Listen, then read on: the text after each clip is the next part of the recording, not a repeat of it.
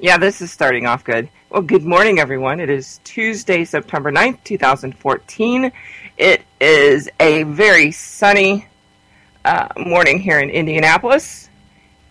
Beautiful 57 degrees. It looks like a great day in weather today, but tomorrow we're expected some storms. See, I'm trying to multitask already. Storms tomorrow. After that, we're supposed to drop down into the upper 60s, lower 70s for quite a while. So it looks like maybe autumn is arriving, which is my favorite time of the year. So looking forward to it. You guys out in Phoenix area with all the flooding that you had yesterday, upwards, I've heard, of 4 inches of rain fell, and you guys the ground just cannot absorb all of that fast, and saw extreme flooding going on. So stay safe out there.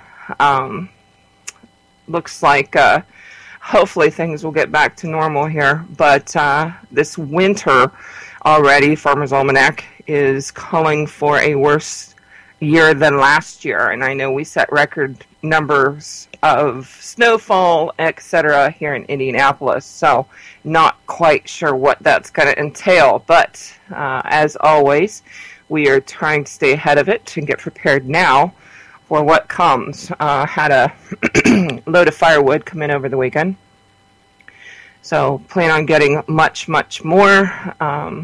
If you're going to wait to the last minute, you're probably not going to find it. I know some peeps up north of us have already said that they can't find it. They're out. That if they do find it, they're wanting a small fortune for firewood. So take it upon yourself to get laid up for some alternative means of heating your home if you need to. Look at ways to self-contain yourself if the power goes down, such as going into an inner room and camping out in your house. It's one of the easiest and fastest ways to keep everyone warmer. Pitch a tent in the middle of an internal room. Would little trepidatious when it comes to candle power. Just because we've seen too many homes burn down because of it. So, there are, this is 2014, I think still, yeah. So there are plenty of other ways to heat your home, alternatively, in the wintertime if your power does go out. So, seek that information. Don't just go with, oh my goodness, well, we got to go back to the oil lamps and stuff like that. Nope. We make things that are actually a lot safer now. So, check into it. So, what's going on out there in the world? Full moon last night, beautiful harvest moon. I think the last one for the year, and it was very, very bright outside. And I think the sun got a little jealous last night because we had an M flare 4.5 go off last night in a sunspot that we've been watching. Along with that, we had a coronal mass ejection. So I know it was questioned last night whether we need to get everything loaded up into the Faraday cages, but looks like we're still here and we're still responding, so we're still good to go. We might have some awesome northern lights going on, though, so look for those. Also in the news yesterday, they're going to hit us where it hurts. Milk costs more ever to signal higher prices for pizza. So I know pizza is a staple in a lot of households out there, but they're expecting the rising costs of milk, such as high as 17% of milk production. I totally read that wrong. It says we shipped a record 17% of milk production in the first half of the year. Let's see. In July, we dropped 8% from a year earlier, and butter supplies tumbled 42%. And this is from the Department of Agriculture. U.S. dairy costs are higher than world prices, signaling imports will increase. And Lord knows what we get when we get imports, especially when we get stuff from China. Usually we use the first 6 months of the year to build inventory we're going to sell in the last 6 months. And this is from John Spainhauer, a partner at Rice Dairy LLC. And people are saying that I know those imports are coming in, but in the meantime, I've got to make sure I've got enough to get on the supermarket shelf. Milk futures for September Settlement rose 0.7% to close at $24.45 per 100 pounds. According to the Chicago Mercantile, used earlier, the Class 3 variety used as cheese benchmark reached a record $24.47. The price just jumped 26% this year. Dairy consumption increases in the North America autumn as U.S. football fans boost pizza orders and bakers need more butter for holiday cakes and pastries. U.S. cheese consumption will rise to a record 4.88 million metric tons in 2014. Milk use will climb to an all-time high of 93.4 million tons. We just didn't build the stocks we needed to, and domestic cheese buyers are still scrambling to build that inventory, Spienhauer said. In July, retail whole milk was $3.65 a gallon, the most for the month since 2011. You know, we've talked about this for quite a while. Now it's hitting us full force in the face. So, you know, if anything, you know, back it up, learn how to make your own cheese. It's really not that hard to do. But I would imagine to see price of your favorite pizzeria increase. So you've been warned ahead of time. So do what you need to do. And, you know, if all else fails, buy a goat. Buy two. Actually, goat's milk is way better for you than cow's milk. If you follow anything pertaining to your health of your body when it comes to alkaline or acidic foods, cow's milk is very acidic, which is very bad for your body in large doses, and goat's milk is very alkaline. So if you follow anything, I know, you know, both of my parents died from cancer, so I've done a lot of research pertaining to, you know, how your body responds and why and what and where and who and what color and all that kind of stuff. Cancer responds and grows very rapidly in an acidic body. It needs the acid. So alkaline, it doesn't give it the nutrients it needs. So check into that. But just know that goat's milk is a lot better for you than cow's milk. So it might be something that you want to check into. We have two goats ourselves, and they are the cutest, funniest little animals out there. So a lot of fun, along with the fact that they give you product. Just know what you're doing. Do some research beforehand and all that. And with the winter coming on, make sure that you have correct housing for them. So what's going on else out there in the news? Ebola is still out there floating around. No chance of it getting better anytime soon, it looks like. And it looks like they're quarantining the entire town now of Sierra Leone, which is always not a good thing. I know we've seen reports of, you know, them running out of food, patients trying to escape the hospitals because they're hungry, you know, all of that kind of stuff. Not a good situation. I know we've been importing several patients here into the United States, and they are spreading them out all over the place. Everybody's concerned about that, including myself. You know, we've seen them in Kansas City now, in Florida. There's a case hit this morning. Miami possibly has a case of Ebola down there. So, you know, again, we'll go back to, you know, are we just looking for Ebola envy or not? But stay safe out there and pay attention to what's going on around you and avoid the situation, you know, if you can. Let's see. I'm going to click off some screens here so I can back up. Ebola, one other thing, looks like we're sending some troops to West Africa to build a couple treatment facilities in Liberia and Sierra Leone. You know, it doesn't look like our troops are going to stay there once these facilities are built, but who knows what's going on specifically over there. We get force-fed the information only that they want us to know. So definitely something to keep an eye on. But the troops, it says, will establish a 25-bed field hospital in the Liberian capital of Monrovia to care for health workers.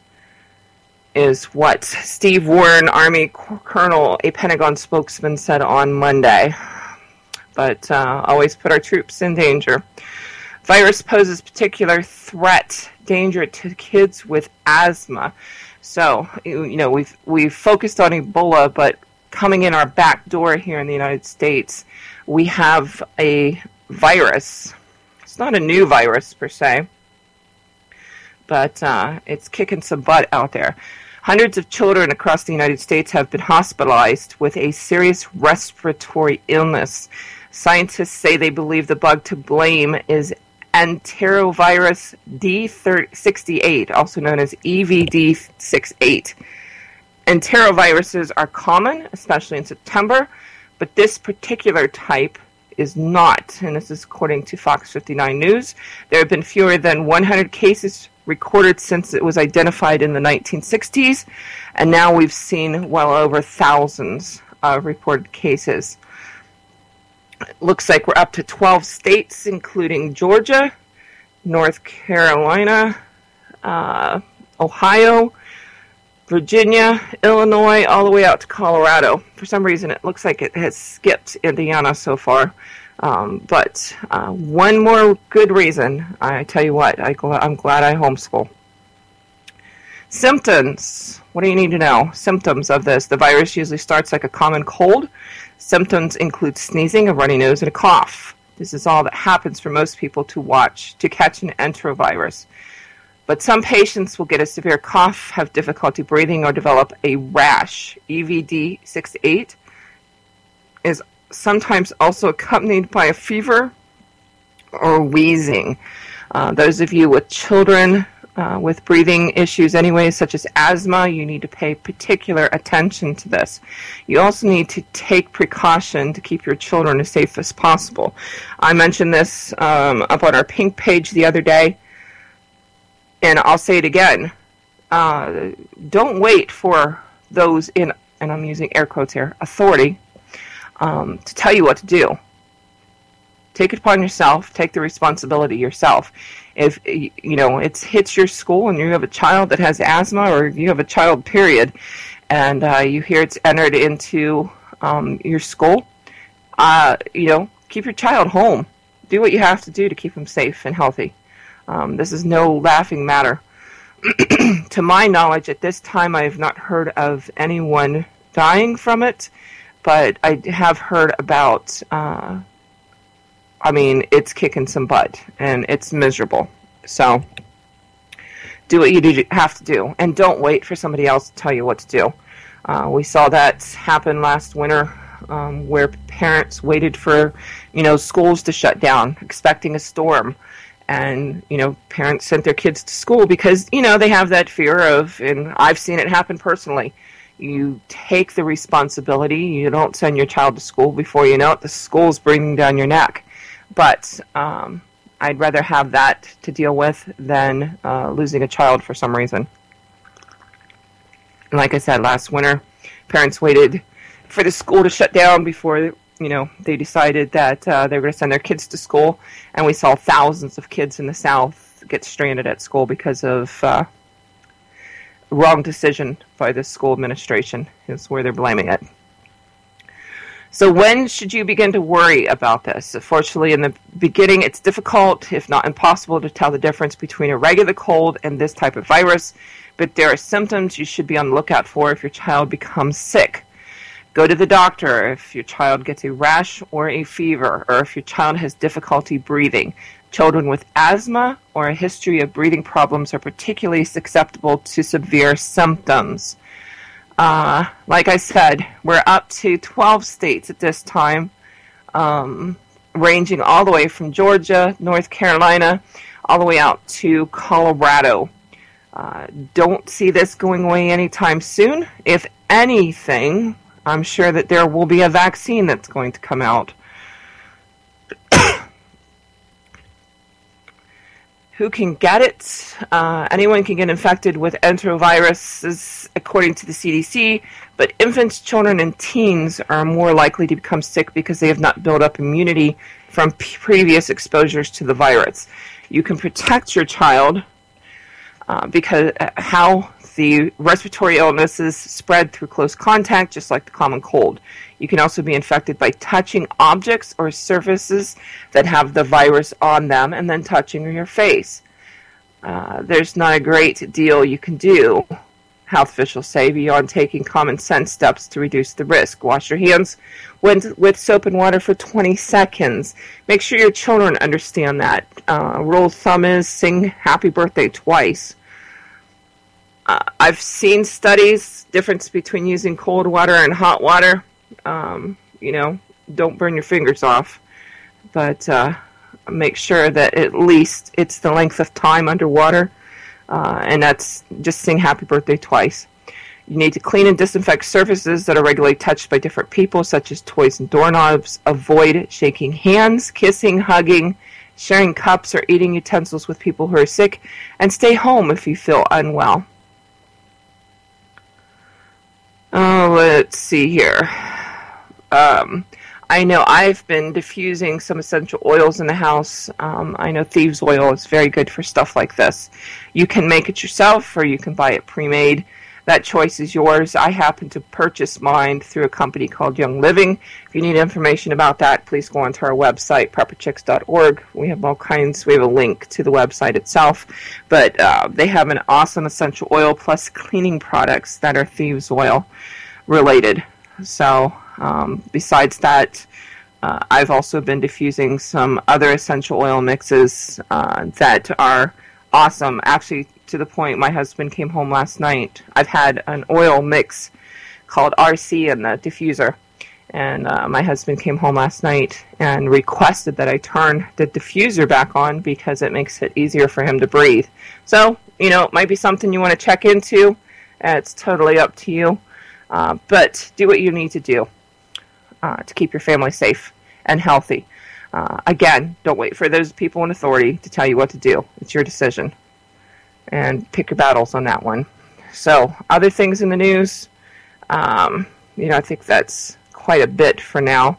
So, here's a couple more. Home Depot had a security breach. I know a lot of, home, fix-it-upper people utilize Home Depot a lot. So since April, I guess they've been hacked. Debit and credit cards, 40 million of them have been grabbed. Not a good thing. So if you've shopped online, it says that you've pretty much been safe.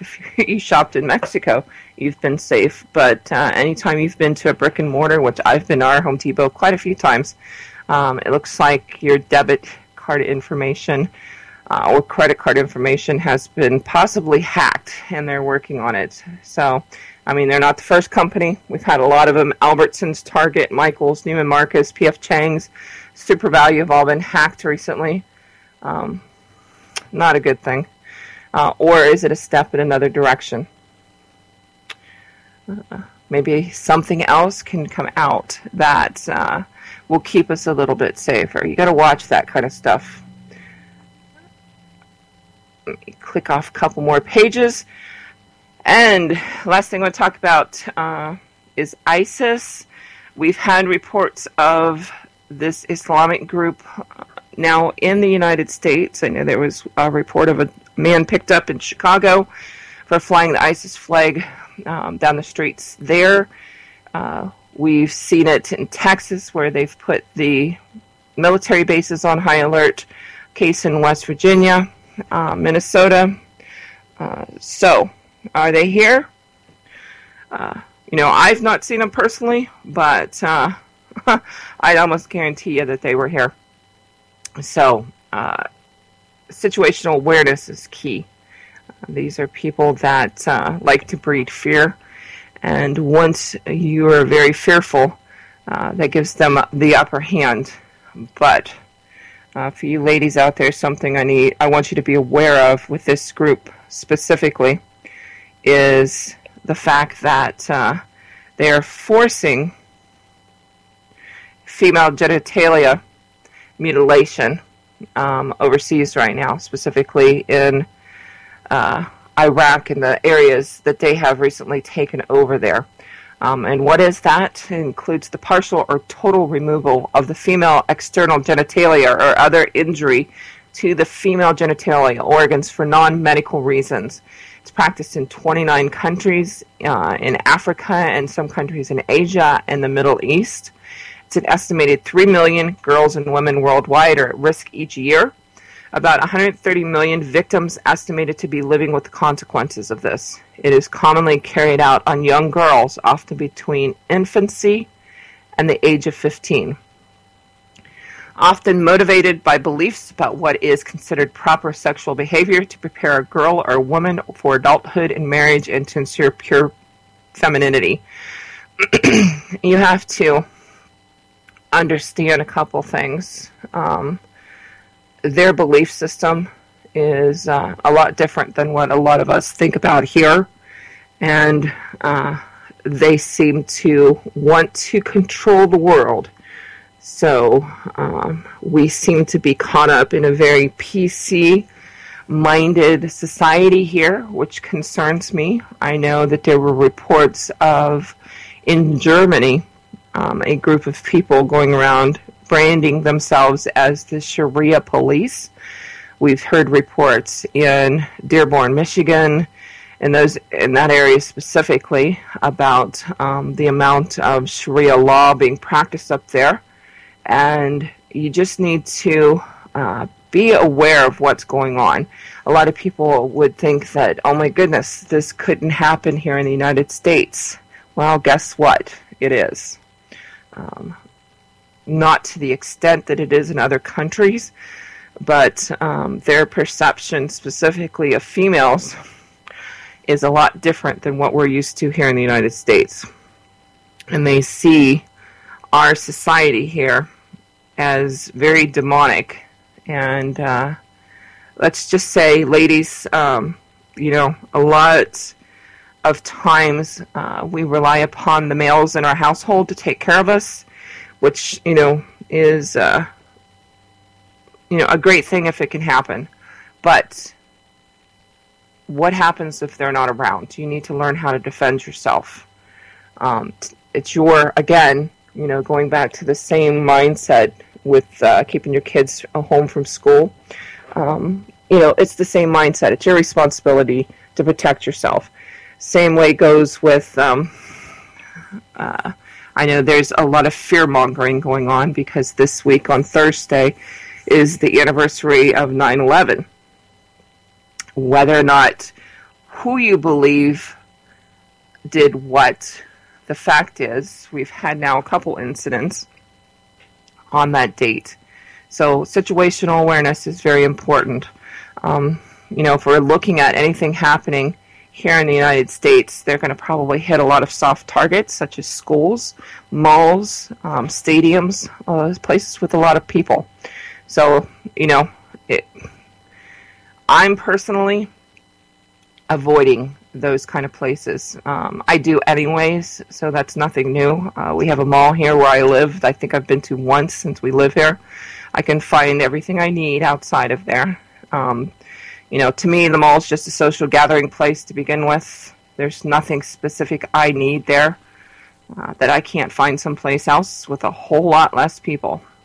If I do have to get something, I know I think I made it halfway through when my kids drug me there. And it was kind of funny because it's like, oh, this is, I've had enough. There's nothing here that I can't find someplace else. So other than sitting there watching people. So the anniversary of 9/11, take it upon yourself to do what you need to do. Keep your family safe. Situational awareness. Pay attention to what's going on out there. I know last week there was a case in Columbus, Ohio of a man threatening a school with an AK-47, supposed of Islamic belief. And then last weekend we had, or I guess 2 weekends ago, we had, maybe it was last weekend, a case here in Columbus, Indiana, of churches being vandalized with quotes, scripture from the Quran on it. So, are they making themselves known? It's a possibility. So, just, do what you got to do to keep your family safe. I plan on just laying low and staying quiet and observing and watching what's going on. So, more of a gray man technology, or not technology, but mindset. So, a couple things I want to go through. I want to read to you here. A gentleman wrote a book called, his name is Tim Larkin, awesome guy, How to Survive the Most Critical 5 Seconds of Your Life. So he goes into, why are thugs still winning?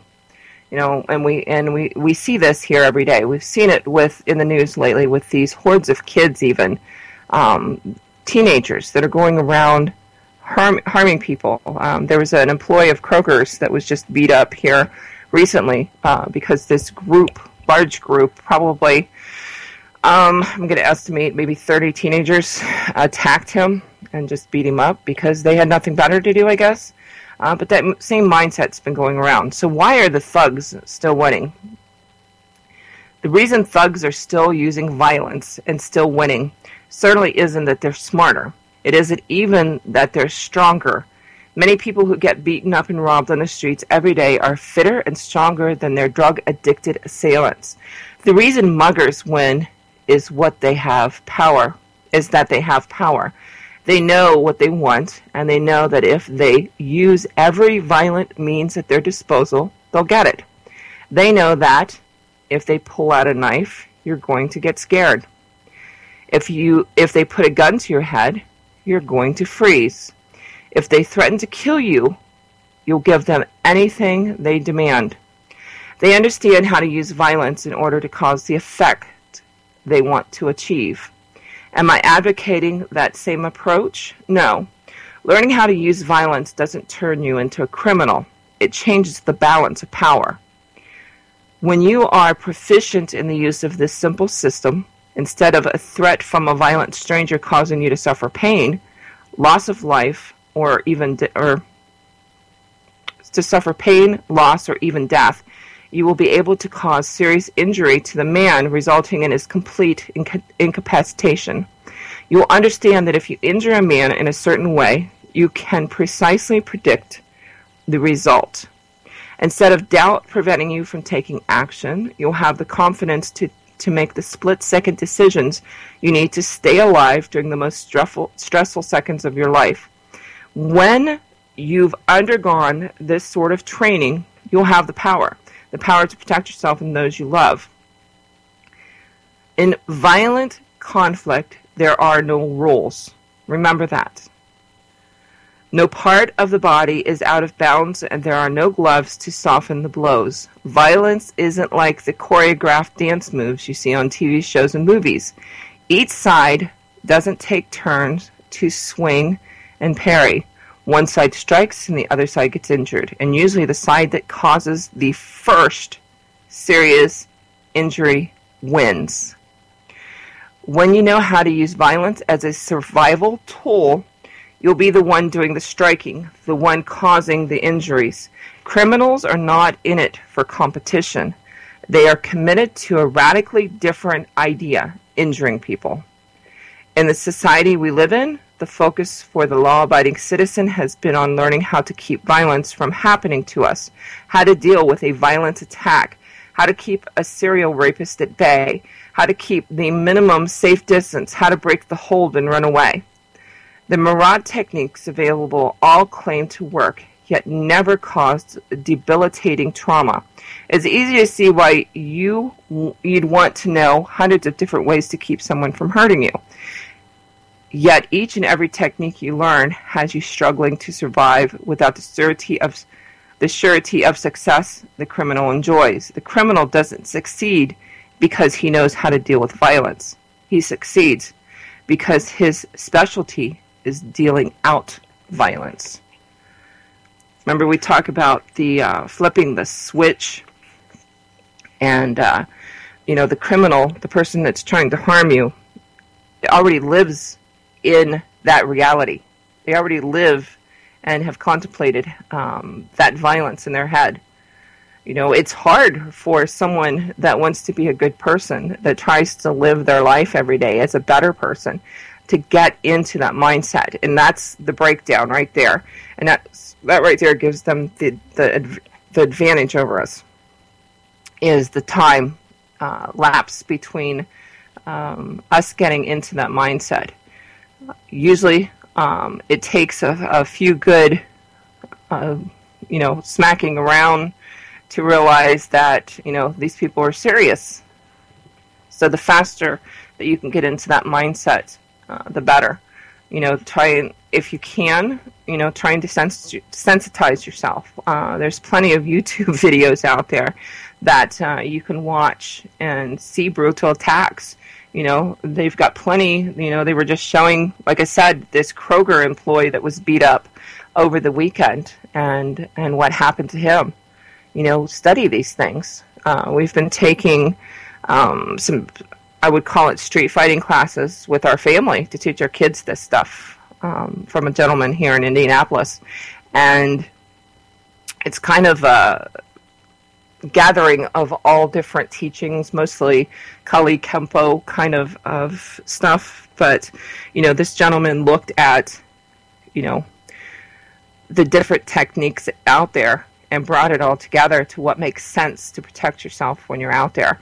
And he's an advocate of, if someone, threatens you, you go full force in, and it's your advantage that you strike first, and you strike hard, and you fight to win, and you don't back down. So it's been an interesting learning process, that's for sure. But this world that we live in seems to be getting more violent every day. And ladies specifically, it's our responsibility. Nobody else's, to protect ourselves. A lot of times we're by ourselves when these things happen. So another book of his that I just got, that I'm reading through, it's called Survive the Unthinkable, A Total Guide to Women's Self-Protection. If you can, pick up the books, a lot of great information in there. But Chapter 3 talks about your most powerful weapon. Imagine that you've fallen into a pool. What's your first instinct? Would you let yourself sink underwater and wait for a lifeguard to come get you? Or would you know what to do to save your own life? Obviously, you would swim. Using the principles that he's going to teach you in this book to safeguard your well-being is no different from learning to swim, which you should think of doing as a precaution against drowning. Once you've learned the basics, you're set. You won't feel anxious about pools. You won't keep your fingers crossed at night and hope to avoid them. You have attained basic competency and a life skill that gives you the security of knowing that if you fall into a pool, you'll be better able to swim. You may never compete in the Olympics, but then you don't need a gold medal to keep your head above water. Most people don't apply the same common sense approach toward their safety on dry land. We live in a society that seems safe on the surface, so no one wants to think about what lies underneath unless they are forced to. People are afraid of violence. They're afraid of experiencing it. So much so that many people have no response at all when they do encounter it. They fall into the pool and they sink. I know this because many of my clients come to me after something bad has already happened to them. They tell me how they froze or how their mind went blank. Often by sheer luck, these people survived, but I don't want you to put your personal safety in the hands of luck. I want you to take that power into your own hands, and that starts with trusting yourself and your instincts. As a woman, you possess the world's most powerful predator detection system, your female intuition. Yet most women spend most of their lives oblivious to its power. Serious apprehension in your gut, that queasy, oh my God kind of feeling, is the result of a primitive part of your brain reading and interpreting danger signals. That could be one of the signals that let you know your attacker is lethal. One of the most common questions I hear is, how will I know when it's a real threat and really time to act? It's not going to be with you at that moment. Or only you will be able to decide if a real threat exists. That's why before you learn the physical techniques of self-protection, your task is to reacquaint yourself with and to learn to trust and use your gut instincts, your strongest and most reliable weapons in the fight against predators. When was the last time you put a knife to someone's neck and demanded their watch? You've never done this? Then you don't think like a predator. That's a good thing, surely, but it also illustrates a vital point. Someone who would do such a thing doesn't think like you. They aren't playing by the same social rules you are, and so you can't react as if they are. You have probably considered one or more of the following. If I am ever attacked, I will just try to reason with them and give them what they want. Surely they will go away. If I am attacked, I will scream at the top of my lungs and never get in a car with them. If I am attacked, I will pretend that my boyfriend is on the phone with me. I always carry my cell phone in my hand for that very purpose. I won't be attacked because I carry pepper spray in my purse. I have no idea what I would do if I was attacked. You've probably been told that your options are to defend yourself by screaming to attract attention, running away, talking him down, or pretending you have a male friend who's just out of sight. But during a truly violent encounter, you have only about 5 seconds to act. And the things mentioned above won't save your life against a predator. Real-life danger is not an old-fashioned melodrama, with you being tied to railroad tracks as a train is coming, and your only choice is to shout for help and hope for someone to rescue you. Shouting isn't going to stop the train, and you don't have time to wait for a hero. When seconds count, you need to save yourself from a physical assault. Your primary goal is to teach yourself to listen to your intuition the first time, before you say goodbye to your friends, before you get on the elevator. Respecting your intuition strengthens it like a muscle. If you learn to listen to your intuition the very first time it sends out a warning signal, you will not only avoid most dangerous places, but also instantly recognize and respond to the need to act if you're in a situation you couldn't avoid. You'll trust yourself, and you will take down that threat. Here's another way women have the edge over men from a survival standpoint. Studies show that women are much more likely than men to seek medical attention soon after they start feeling not quite right or notice a symptom of some kind. Similarly, women are more likely to ask for directions before they get lost, as opposed to men who often wait until the bitter end. What's behind this phenomenon? Probably ego. Most men hate to admit they are fallible or that something could be wrong with them. Most women, on the other hand, don't take it as a sign of weakness when they need help medically or navigationally. They know that something isn't quite right and aren't afraid to speak up to make sure they're on the right track. I'd like you to ponder that for a moment and then apply it to what we've discussed so far. Using your intuition is your first and best chance to avoid the unthinkable. As a woman, you are more likely to be hardwired for early avoidance. You win when you play to your strengths. Remember that. And let's talk about some intuition building exercises you can use to help you start valuing this critical ability. When you learn to spot predatory tendencies, you strengthen your intuition. When you strengthen your intuition, you create healthy emotional and physical boundaries. When you have those boundaries, you can more easily avoid predators. And when you can't avoid predators, using the tools of violence helps you destroy them. How many of the women felt physically uncomfortable around or threatened by a man within the prior 48 hours? Every time, you can agree with that. The guys in the class are visibly shocked to learn this. As a woman, here's what might visibly shock you. Men can go for months, even years, without giving a thought to their physical safety. Some try in vain to recall the last time they got shoved against the wall or had a swing taken at them. Keep in mind, I don't ask the class whether a man put his hands on them. I ask, when was the last time a man made you feel so uncomfortable you were glad just to get the hell away from him? That's when the hands go up and the stories begin. Women tend to be good at recognizing creeps because they pick up cues that many men are oblivious to. Most experts believe that women have better intuition for some key biological and evolutionary reasons. First off, women have a more highly developed ability to understand the subtle meanings behind people's body language, their gestures, expressions, and tones of voice. This skill probably developed in response to childbearing to allow them to use nonverbal cues to determine their baby's needs. The two sides of a woman's brain are also better integrated, having more neural connections between the left and the right hemispheres than there are in men. That makes women better able to quickly pick up on patterns and hidden meanings that men may see as random details.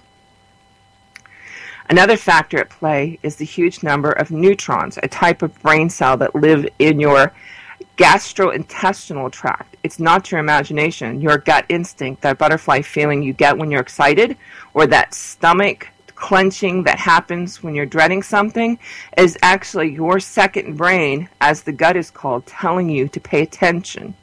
Your heart also has millions of neutrons, and research suggests that the heart reacts more quickly to stimulating circumstances than the brain does. Women have been proven to be better at keying in their body sensations. So if you can learn to trust them, you have a tremendous leg up. Helen Fisher is a PhD of biological anthropologist at Rutgers University, also cites women's typical interest in other people as a huge asset in the development of intuition. Fisher contends that as women collect observations about, interactions with, and assessments of people, they develop a tendency she calls chunking. The ability to detect patterns or chunks of behavior.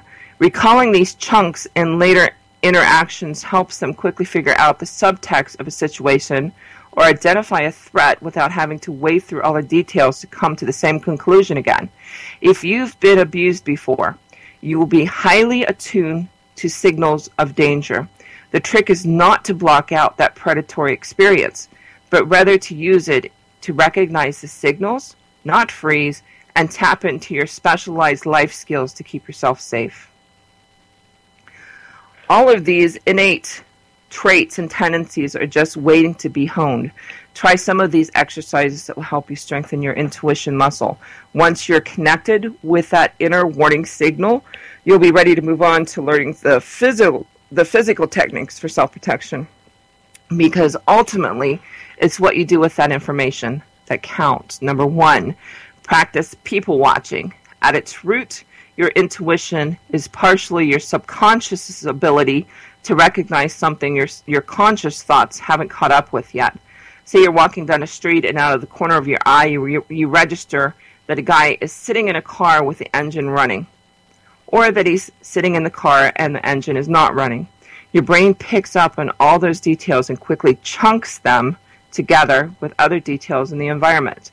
The better you get at noticing small details about people and your surroundings in a complex situation, the more network together you'll have in your intuition database.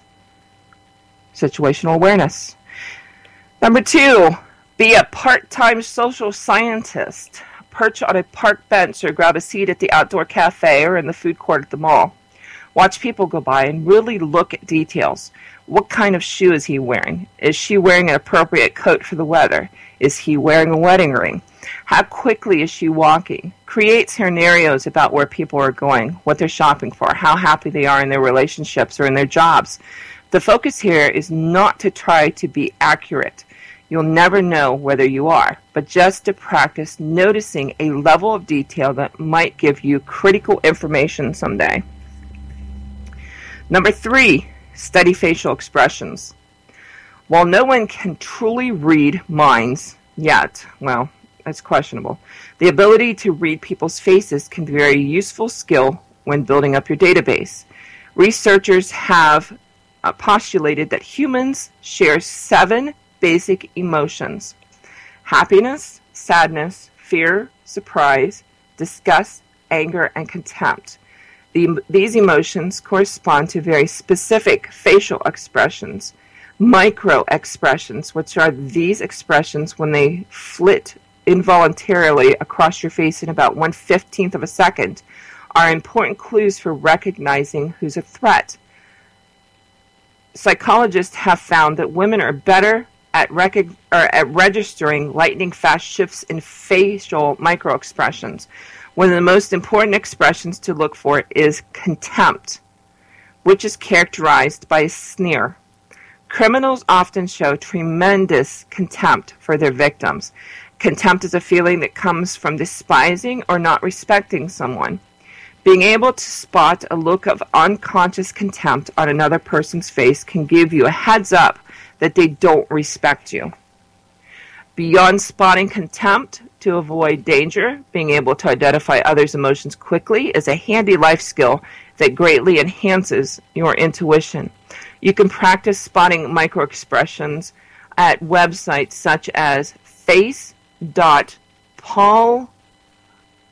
let me spell this, FACE.PAULEKMAN.com and HUMINTELL.com. Go check out those two websites. The next one is Make It a Game. I once knew a daughter of a mafia enforcer who grew up around violence. She'd seen some pretty horrific things as a child, and she was no stranger to brutality. Violence was just a part of her life. I didn't have to explain the premise of my system to her. She got it right away. She had lived it. When it came time to have her own kids, she made sure they understood the basics of violence prevention from an early age. She didn't do it to scare them. She did it because, based on who they were, there was a very good chance they might encounter it at any time. But she managed to make it fun for them, starting when they were about 4 years old. Whenever they pulled into a bank drive-thru, she would say, "Okay, who can tell me all the people in the parking lot for me?" Or, "Who was on lookout in the front seat? How about the back seat?" This game not only served a practical purpose for her, giving her extra sets of eyes when her back was turned, but also let her teach them the foundation of self-protection, which is awareness. And the last one, meditate for 10 minutes each day. This might sound a little fluffy for a self-defense expert to suggest, but developing a practice of meditation can help you stay safe for many reasons. First off, consistent meditators tend to be more attuned to details in their moment-to-moment existence. Rather than wandering around in a daze on autopilot, which is a predator's dream, you see the people, just functioning, or they got their nose stuck in their phones, or, just not paying attention.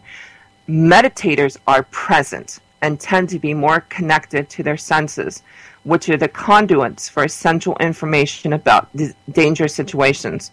Also, meditators' brains give them greater conscious control over their instinctive emotional reactions. Let me try that again. Meditators' brains give them greater conscious control over their instinctive emotional reactions. They're less likely to freeze up in scary situations because they are in touch with their base instinctual emotions such as fear. They're not ruled by them.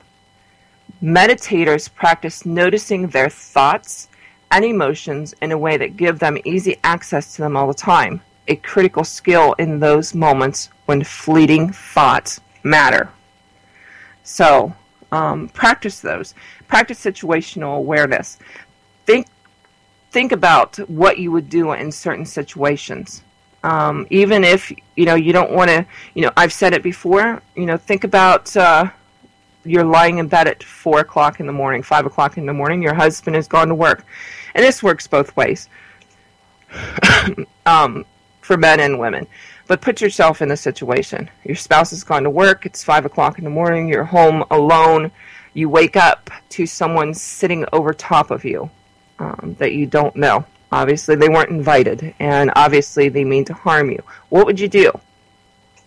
What happens, it's that time of the year, you go Christmas shopping, you're in the mall, and an actor shooter scene happens. Do you know where your exits are at? Same way in a restaurant.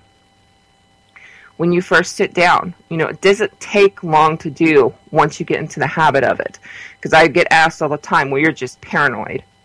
It's like, no, but I know where all the exits are at. I know what things around me I could use to block something if I need to. If there was an active shooter, I know what can be used for concealment versus what can be used for protection.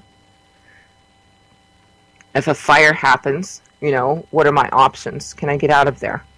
And how would I do that? How would I keep my family together?